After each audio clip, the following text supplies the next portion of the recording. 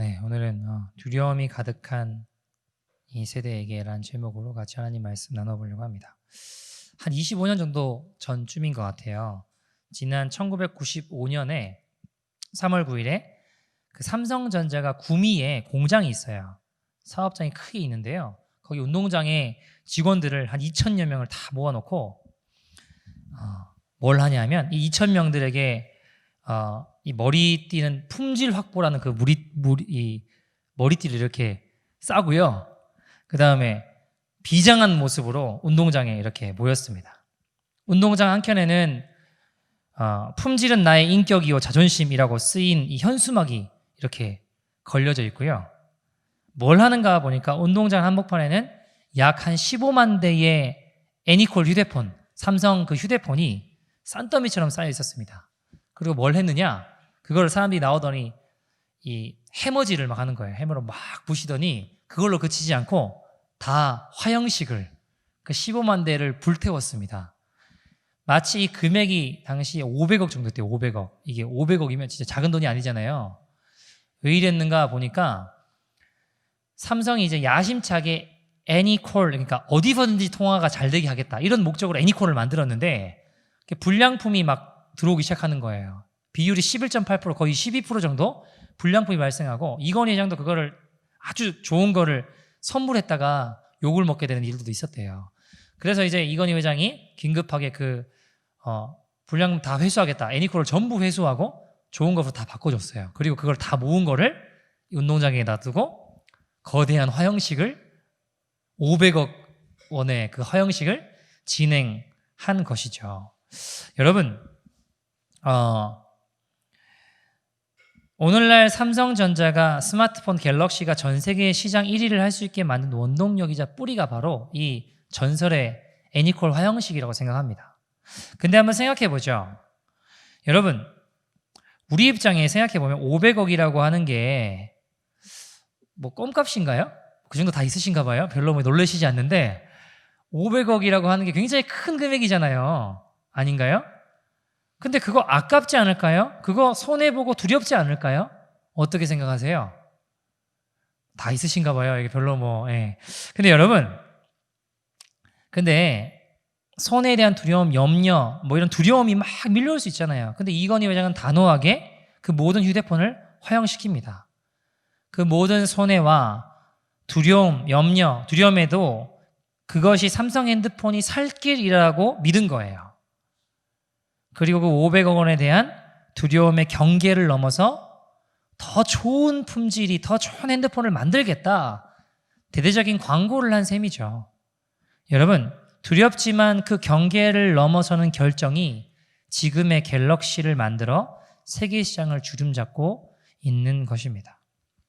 제가 한국에서 사역을 할 때 처음 맡았던 부서가 어디였냐면 청소년 부서였어요. 청소년부. 근데 여러분, 그 청소년이나 그 부모님의 믿음이 언제 여실히 드러나는지 아십니까? 그 아이가 고3이 되면 여실히 드러나요. 어떻게 될까요? 고3이 되면 심지어 어떤 부모님들은요, 애 보고 예배도 드리지 말라고, 그리고 학원 가라고, 공부하라고 학원 보내는 경우도 있습니다. 그러면서 뭐라고 할까요? 좋은 대학 가서 하나님께 영광 올려드리면 된다라고 이야기를 해요. 여러분, 거짓말입니다. 왜 거짓말일까요? 하나님의 영광은요, 내가 잘 모아놨다가 올려드리는 게 아니라 지금 내 삶의 현장에서 올려드리는 거예요. 여러분, 만약에 1등 해서 좋은 대학 가야지만 하나님께 영광이 된다라고 한다면 하나님의 영광은 세상 나라와 다를 것이 하나도 없어요. 그죠? 하나님의 나라 천국이 의미가 없는 거예요. 이 세상이랑 똑같다면. 여러분, 거짓말이라는 것입니다. 여러분, 아무리 믿음이 좋아 보이는 성도님들도 자녀가 고3이 되면요, 그 믿음이 여실히 드러나더라고요.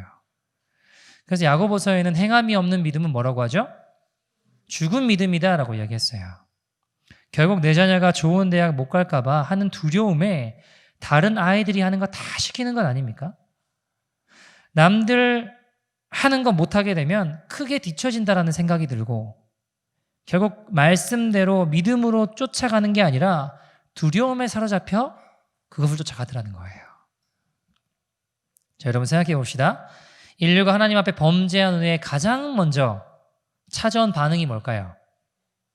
에덴 동산에서 아담과 하와가 선악과 따먹는 불순종하고 가장 먼저 찾아온 반응이 뭘까요? 창세기 3장 10절에 보면 하나님이 너 어딨냐 그러니까 내가 뭐라고 하죠? 벗었으므로 두려워서 숨었다라고 이야기를 해요. 그죠? 그러니까 처음으로 하나님을 떠난 하나님과 완전한 교제 가운데 지어진 인간이 범죄한 이후에 가장 먼저 일어났던 반응은 두려움이었다는 걸 알 수 있습니다. 여러분, 이 두려움은 제가 지금 말씀드리고 싶은 두려움은 하나님을 경외함하고는 좀 다른 거예요. 하나님 경외해야죠.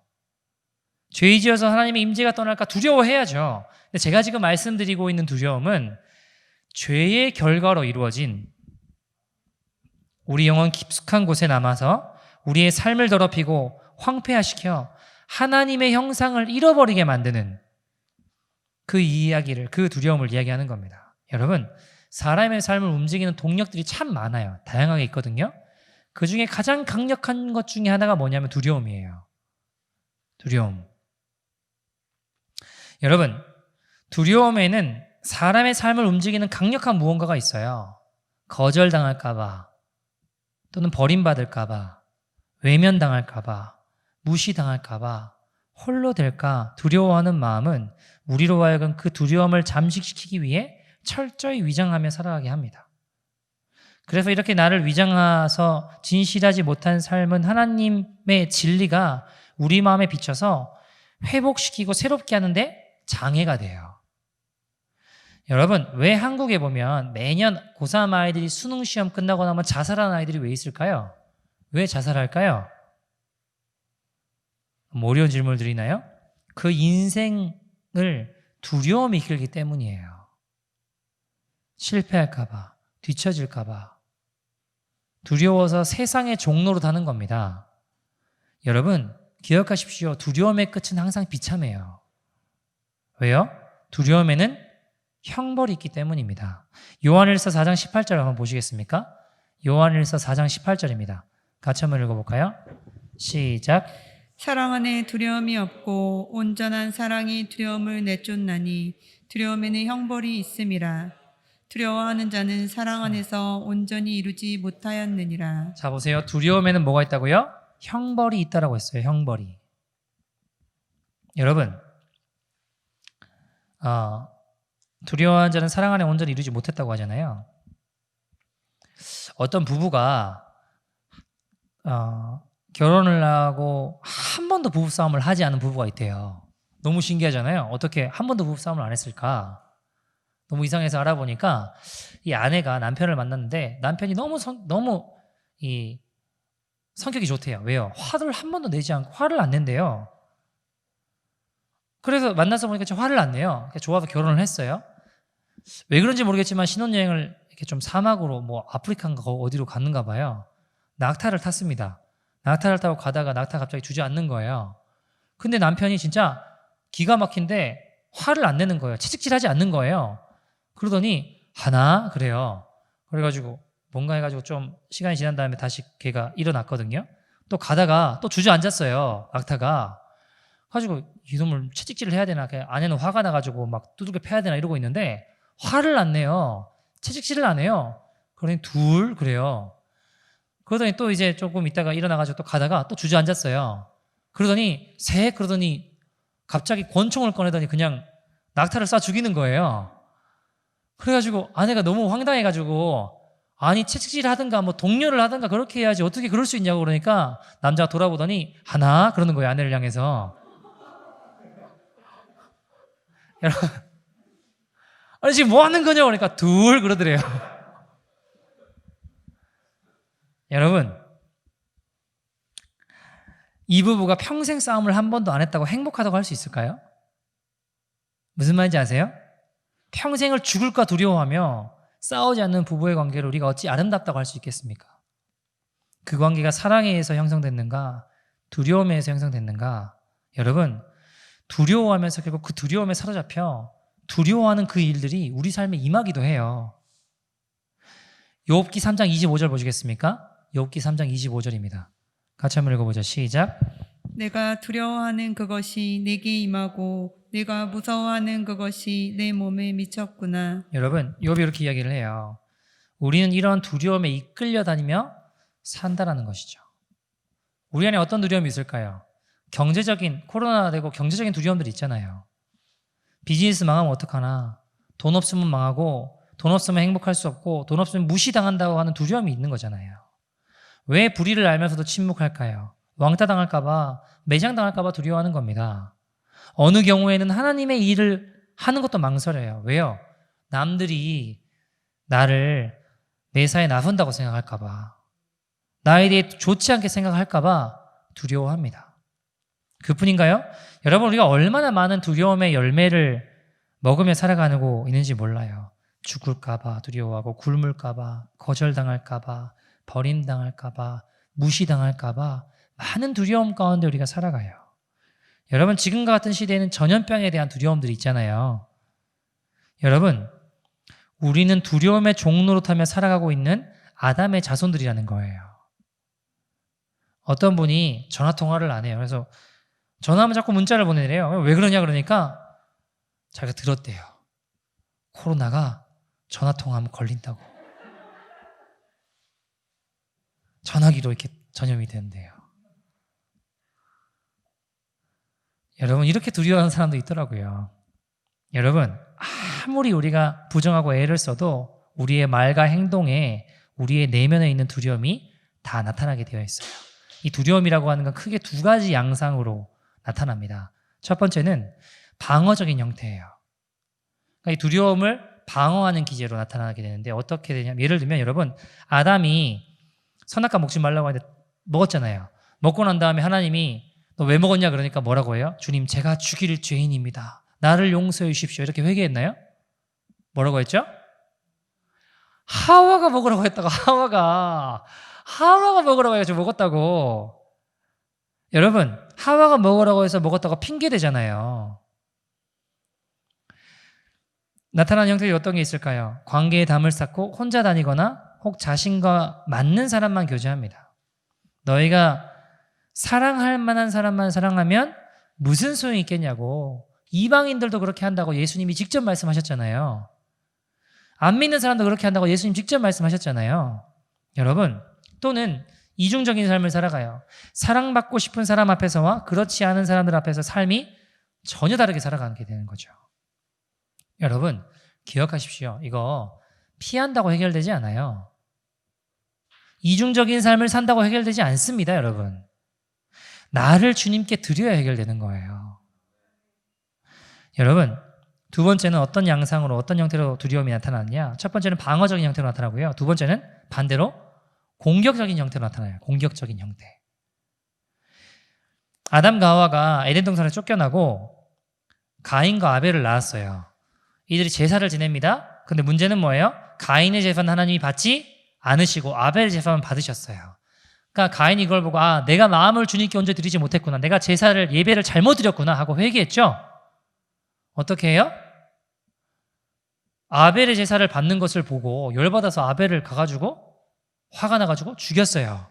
죽이고 난 다음에 보니까 이게 뭔가 좀 두려운 거예요. 아니나 다를까 주님이 나타나서 뭐라고 물어보시죠? 네 동생 아벨이 어디 있느냐? 그러니까 가인이 어떻게 해요? 내가 아벨을 지키는 자냐고 막 화를 내잖아요. 하나님한테. 공격적으로 하나님한테 막 화를 내요. 내가 아벨을 지키는 자입니까? 왜 나한테 물어보십니까? 이렇게 화를 낸다고요. 두려움이 공격적인 형태로 나아가게 되죠.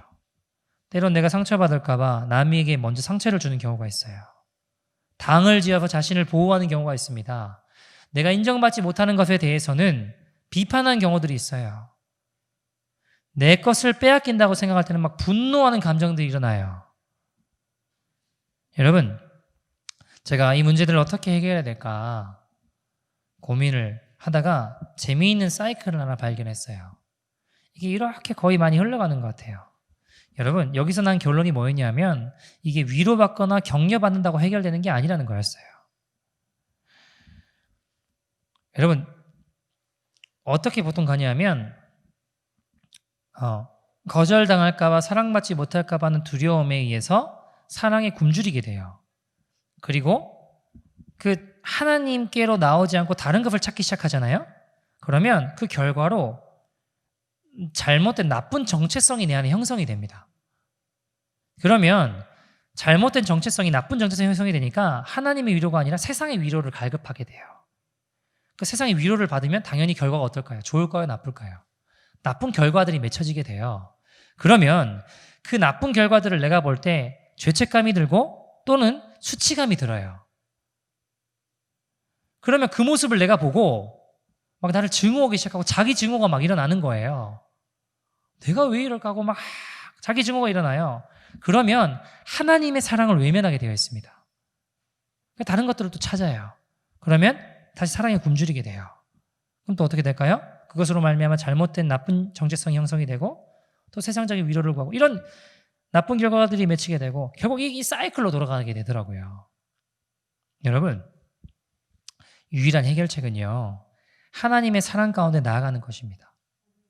치료자이신 예수님께 나아갈 때 주님은 우리 안에 새 일을 행하신다는 것입니다. 디모데후서 1장 7절에 보면 하나님에게 우리에게 주신 것은 두려운 마음이라고 하죠. 뭐라고 하나요? 디모데후서 1장 7절 같이 읽어볼까요? 시작. 하나님이 우리에게 주신 것은 두려워하는 마음이 아니요. 아멘. 여러분, 두려워하는 마음이 아니라고 하셨습니다. 두려움은 사단이 주는 거예요. 두려움은 사단에게 속한 것입니다. 두려움 속에 우리가 아무것도 못하게 만드는 거예요. 여러분, 하나님이 진짜 슬퍼하시고 싫어하시는 건 뭘까요? 그거 우리가 죄 짓는 거? 그게 아니라요, 죄를 계속 묵상해서 죄 지은 나를 핥아가며 너는 할 수 없다고, 너는 불쌍하다고, 너는 버림받았다고 주저앉아서 하나님을 신뢰하지 않게 만드는 거예요. 회개하고 주님께 돌아가지 않게 만드는 겁니다. 그래서 하나님을 신뢰하지 않게 만드는 것을 하나님이 가장 슬퍼하시는 거예요. 여러분, 오늘 본문에 보면 풍랑에 빠진 제자들의 모습이 나옵니다. 두려워해요. 죽을 위기에 빠졌습니다.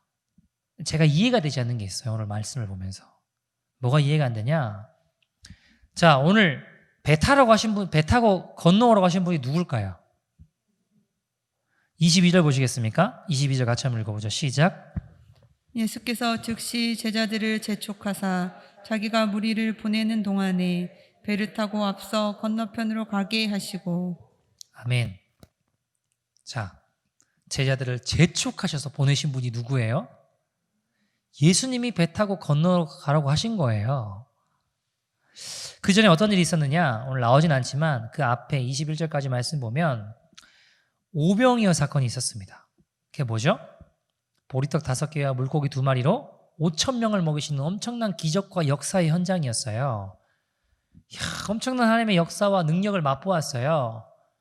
근데 그 기가 막히고 감동적이고 좋은 순간에 갑자기 주님께서 찬물을 확 끼얹으시는 것처럼 나 필요 없다고 빨리 재촉하셔서 배 타고 건너가라고. 그리고 예수님은 23절에 보면 산에 올라가서 기도하세요. 자, 주님의 말씀에 순종했는데 뭐를 만난 거예요?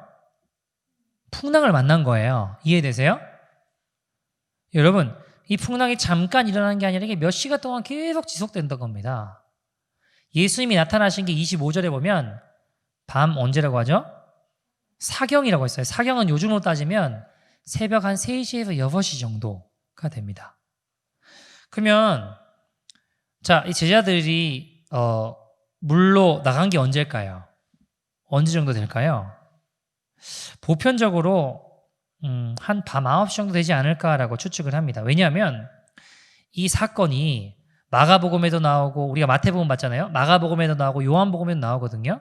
요한복음 6장 16절에 보면 저물매 제자들이 바다로 나갔다고 하고 있어요. 그러니까 해가 저물고 난 다음에 나갔어요. 그죠? 어둑어둑해질 때 배를 타기 시작했으니까, 그리고 배를 타고 한 서너 시간 지난 다음에 풍랑이 일어났다고 생각해보면 예수님이 밤 사경, 그러니까 3시에서 6시 정도에 나타났다고 보면 한 6시간 정도 지금 풍랑 가운데 정신을 못 차리고 힘들지 않았을까라는 생각들이 들어요. 그러니까 죽을 고생을 했어요. 두려워요. 충격적인 게 뭐냐? 근데 마가복음 6장 48절에 보면 예수님이 그 상황을 보고 계셨다는 걸 알 수 있어요. 이게 지금부터 이해가 안 되는 거예요. 이때부터. 왜요? 아니 예수님이 이걸 가만히 내다보고 계셨다라고 하는 게 이게 충격인 거예요. 여러분 왜요? 지금 막 오랜 시간 동안 풍랑을 만났어요, 내가. 근데 누가 가라고 해서 이루어진 거예요? 예수님이 시킨 대로 했는데 풍랑 만난 거잖아요. 그래서 이거 좀 잘못됐구나 싶으면 빨리 와서 구해주시든가 도와주시든가 해야 되는 거 아니에요? 지금 죽을 고생하고 있는데 예수님이 가만히 내다보고 계셨다라는 겁니다. 얼마나 황당해요. 아니 만약에 주님이 잘못 판단하셔서 지금 이렇게 풍랑 만났으면 빨리 와서 해결해 주셔야지. 그 상황을 보고 계시면서 어떻게 그러고 계시냐는 거예요. 이게 정말 힘든 것이 뭐냐, 이 제자들처럼 풍랑이 일어나는데 주님이 뭔가 나를 기도하고 하는데도 나를 그냥 내버려 두신 것 같고 지켜보시는 것 같은 느낌 받으실 때 없으세요? 저만 겪어봤나요? 여러분 그럴 때 있잖아요. 이럴 때 마음이 힘든 거예요. 분명히 듣고 계신다라고 내가 믿고 아는데 고난 가운데 나를 빨리 건져주시지 않는 풍랑이 계속 일어나는 상황 가운데 있는 것 같은 일들이 없냐라는 거죠, 우리에게도. 여러분 아무리 가슴을 치며 부르셔도 눈물이 막 바닥에 적시도록 울어도 이건 뭔가 방치되어 있는 것 같은 이런 생각이 들 때 없으시냐는 겁니다. 여러분 이게 제 납득이 안 되는 거예요. 왜요? 주님의 말씀에 순종했으면 축복받아야죠. 다 잘 돼야 되는 거 아니에요? 어떻게 생각하세요? 여러분 만약에 말씀을 순종했다가 이런 죽을 위기에 처했다고 생각해 보세요. 얼마나 기가 막혀요. 제자들의 심정이 어땠을까? 배를 타고 가다가 풍랑을 만난 이들의 심정이 어땠을까? 진짜 힘들었을 것 같아요. 두려움이 막 극도로 막 일어나는 그런 순간 아니었을까? 어떻게 이런 일이 일어날 수 있을까? 근데 이런 일들이, 두려움에 사로잡힌 이런 모습들이, 이 답답하고 당황하고 어려운 이 일들이 성경에 나타난 제자들만 나타나는 게 아니라 이 시대를 살아가는 우리에게도 그런 일들이 있지 않나라는 생각들을 해봐요. 여러분 저도요, 주님이 전도하라고 하셔서 전도 열심히 해봤거든요. 전도 열심히 했는데 수치스러운 모욕을 당하기도 하더라고요. 어려움을 겪기도 했습니다. 아니 축복 받을 수도 있죠. 그러나 그렇지 않은 경우가 더 많더라고요, 제가 보니까. 왜냐하면 중요한 건 그게 아니거든요. 사람이 풍랑을 겪으면요, 진짜 내가 무엇을 붙잡고 있는지가 여실히 드러나게 되어 있어요. 붙잡을 것이 많은 나의 인생에 철저히 주님만 붙잡을 수 있도록 내 모든 힘이 다 빠질 때까지 풍랑이 일어나더라고요. 내 힘, 내 노력, 내 능력 철저히 다 무능함을 깨닫게 될 때 주님이 나타나시더라고요. 밤 사경은요, 그래서 중요한 거예요. 내 모든 것이 죽고 주님이 온전히 사시는 모습이 되는 것. 그래서 이 밤 사경은 내 끝이 하나님의 시작이 되는 시간입니다. 여러분 그 죽을 위기에 그 두려움 가운데 내 의지와 노력이 다 끝날 때 주님이 나타나셔서 이렇게 말씀하세요. 27절에 뭐라고 하시죠? 27절에 보니까 나타나셔서 내니 두려워 말라. 내니 두려워 말라. 그때 베드로가 예수님께로 가기로 결정을 해요. 28절 보시겠습니까? 그렇게 이야기를 하죠. 베드로가 주님을 보고 가다가 어떤 일이 벌어지죠? 29절 30절 볼까요? 어떤 일이 벌어지죠? 베드로가 주님을 보고 가다가 다시 두려움에 몰려와서 빠지게 되는 거예요. 여러분 제가 한번 생각해 봤어요. 베드로가 수영을 잘했을까요? 못했을까요? 어떻게 생각하세요? 베드로 뱃사람이잖아요. 물론 모든 뱃사람이 수영을 다 잘한다라고 할 수는 없지만 요한복음 21장에 보면요, 실패한 제자들, 저주맹세 부인하고 떠난 제자들, 베드로를 예수님 찾아오시잖아요. 그죠? 요한복음 21장 7절에 보면 부활하신 주님께서 베드로와 요한에게 나타나셨을 때 베드로가 밤새 물고기를 잡았는데 고민하며 갈등하며 나는 안 되나? 나는 주님 배신했지. 나는 실패했지. 하지만 주님 없으면 살 수 없는 거예요. 밤새 주님을 생각했어요. 어떻게 할 수 있나요? 동생 요한이 형, 주님이시다. 나는 말 한마디에 뒤도 돌아보지 않고 당황하지도 않고 바로 겉옷을 두른 후에 예수님의 때까지 헤엄쳐 갔다라고 하잖아요. 예수님 생각 안 하고 있으면 당황했을 거예요. 어떻게 하지 고민했을 거예요. 근데 밤새 고민하고 예수님 생각했으니까 나는 안 되나. 그래도 예수님밖에 없는데. 차마 갈 용기가 없는 그에게, 두려워하고 있는 그에게 예수님 나타나시니까 형 주님이시다라는 말과 동시에 걷어뜨리고 물속으로 뛰어들고 예수님께 갔잖아요. 그러니까 수영을 못하는 사람은 아니었던 것 같아요.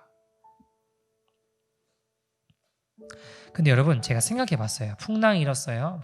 죽을 똥 살똥하다가 주여 주님이시면 나를 걷게 해주십시오. 주님께 가기를 원합니다. 그래서 여러분, 그 배는 어떻게 보면 지금 풍랑 가운데 죽을 똥 살똥하는 내 상황 가운데 내 안전선의 경계이지 않을까요? 내 믿음의 경계, 두려움 가운데 여기 떠나면 죽을 것 같은 그 상황 아닌가요? 근데 그 경계에서 베드로는 주님이시면 나를 걷게 해달라고 뛰어내렸잖아요. 몇 걸음 가다 빠졌어요. 그러니까 많이 간 건 아니에요. 그죠? 엄청 많이 가서 빠진 건 아닌 것 같아요. 근데 한번 생각해 봅시다. 물에 풍덩하고 두려워서 다시 두려워서 또 빠졌어요. 그러면 살고 싶으면 어떻게 해야 될까요? 헤엄쳐서 배를 붙잡아야죠. 이해되세요?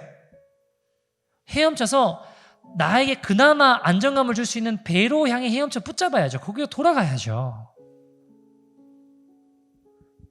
근데 여러분, 몇 걸음 가다 빠졌으면 필사적으로 헤엄쳐 배로 돌아가야 되는데 베드로가 어떻게 하나요? 30절에 보니까 주여, 뭐라고 하죠? 나를 구원하소서. 누구에게 손을 내밀어요? 주님께 손을 내밀어요. 주님, 나를 구원해 주십시오. 베드로는 자신에게 안정감을 줄 수 있는 배라는 경계선을 넘어 주님께 나아간 것입니다. 주님이 어떻게 하시죠? 31절에 보니까 예수께서 즉시 손을 내밀어 그를 붙잡아 주셨어요. 믿음이 작은 자여 왜 의심하느냐? 여러분, 이 말이 꾸짖고 막 혼내시는 것 같으세요? 저는요, 베드로야, 너 잘했어. 근데 그러나 믿음 흔들리지 말고 두려워하지 말고 너 내디더라. 내가 너와 함께한다. 이렇게 말씀하시는 것 같아요. 사랑하는 여러분, 지금 우리의 삶에 많은 두려움이 있을 수 있습니다.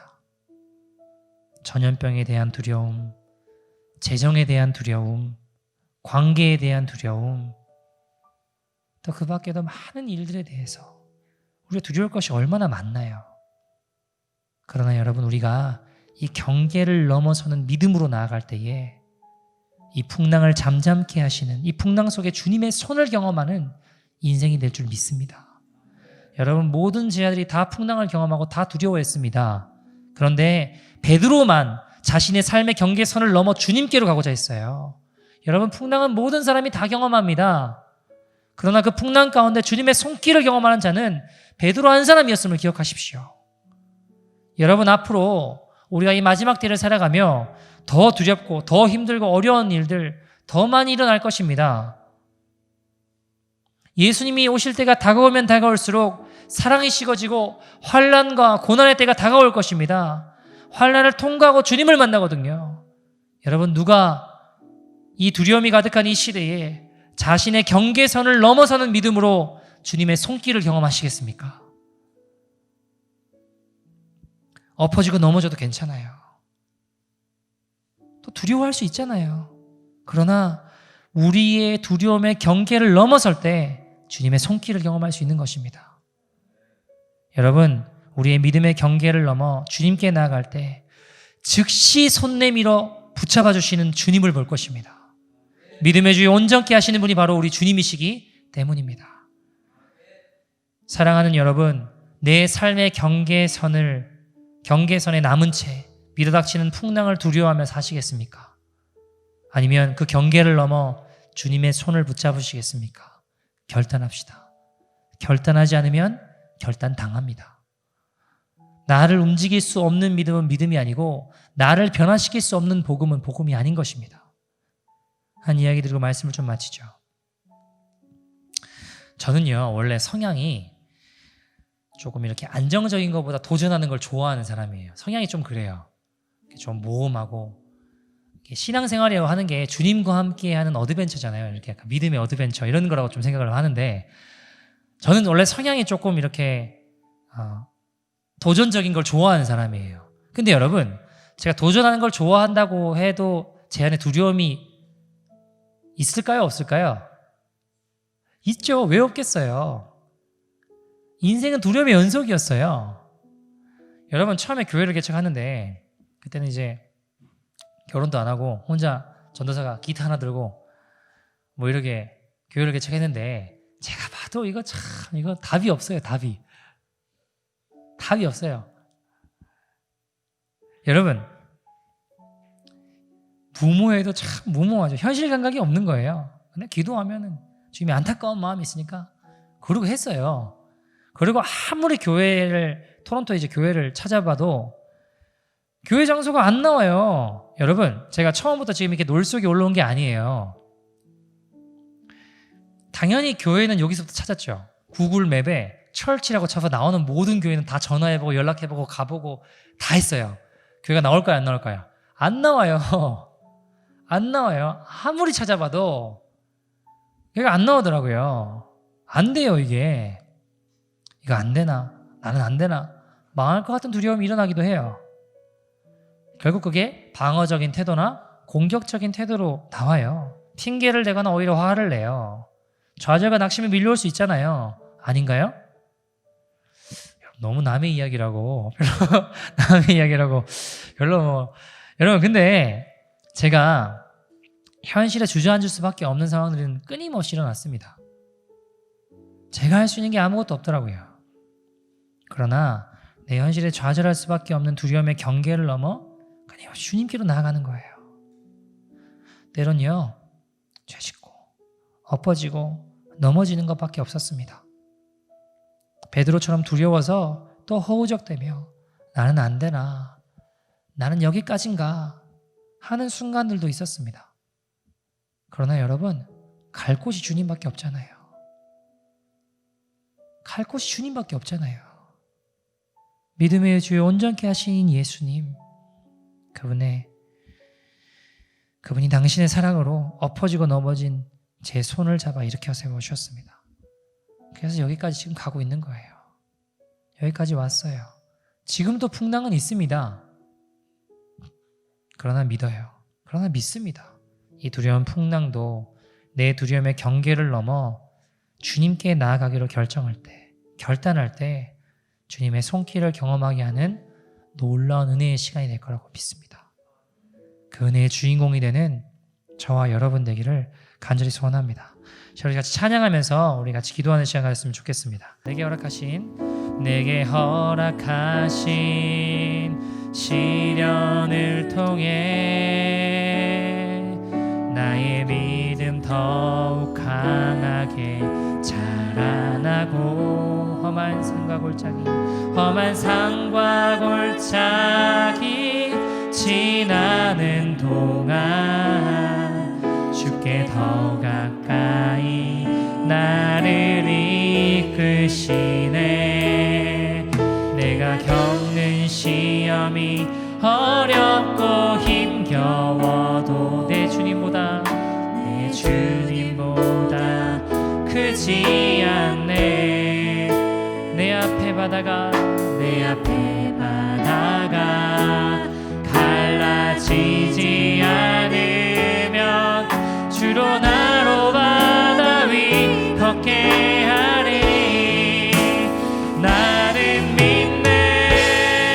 주의 능력으로 내 삶 새롭게 되리. 나는 믿네. 주의 능력으로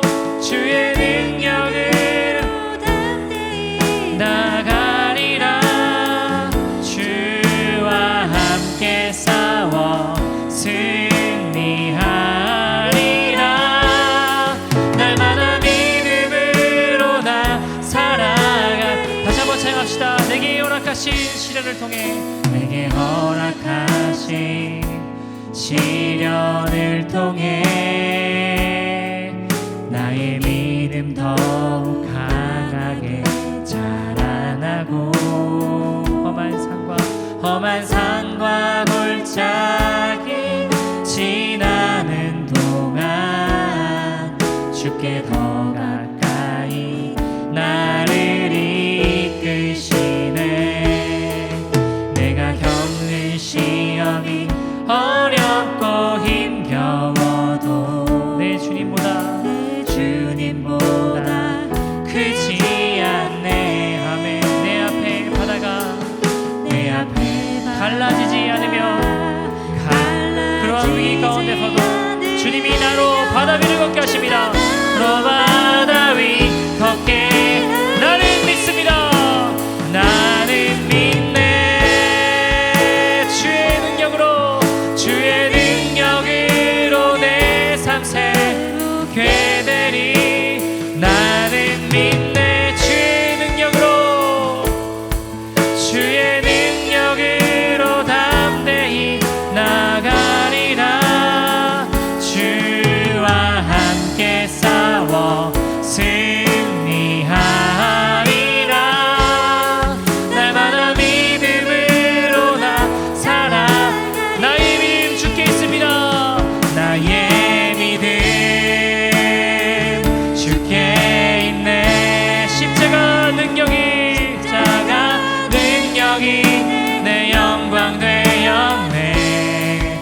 주께서 우리를 승리케 하셨네. 나의 능력 나의 소망 주께 있네. 나의 믿음 주께 있습니다. 나의 믿음 주께 있습니다. 주께 있네. 십자가 능력이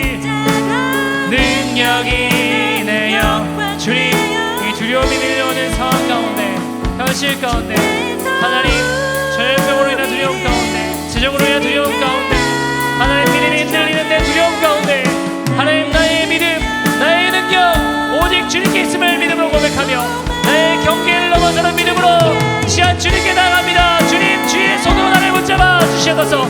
역사하여 주시옵소서. 자, 다같이 주의 이름 세워 부르고 동서로 기도하겠습니다. 주여. 주님, 그렇습니다. 하나님, 두려움과 풍랑이 일어나는 상황 가운데서 하나님, 내가 도저히 어떻게 해야 될지 모르는 그 상황 가운데 핑계대거나 화를 내거나 하나님 좌절하거나 다른 어떤 것이 아니라 하나님,